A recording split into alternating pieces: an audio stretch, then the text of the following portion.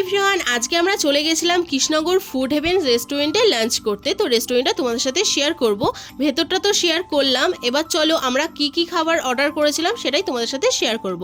প্রথমে তো গিয়ে মেনু কার্ড দেখতে বসে পড়েছি, মেনু কার্ডটা তোমাদের সাথেও শেয়ার করলাম, তোমরা ভিডিওটা পজ করে দেখে নিও। তো বিশাল তো অর্ডার করেছিল বিরিয়ানি, যেহেতু ও বিরিয়ানি খুবই ভালোবাসে তাই জন্য বিরিয়ানিটাই অর্ডার করেছিল। আমার আর বিরিয়ানি খেতে ভালো লাগছিল না, তাই জন্য আমি অর্ডার করেছিলাম হাক্কা নুডলস। তো একটুখানি ওয়েট করার পরই আমাদের খাবারটা চলে এসেছিল। বিশাল দেখো এখানে খাওয়া স্টার্টও করে দিয়েছে। আমি আমার নিজের প্লেটে হাক্কা নুডলসটা সার্ভ করে নিচ্ছিলাম। তো হাক্কা নুডলসটা খেয়ে আমার বেশ ভালোই লেগেছে। তো ওর প্লেট থেকে আমি একটু বিরিয়ানি টেস্ট করেছিলাম, আমার বিরিয়ানিটা খেতে মোটামুটি লেগেছে।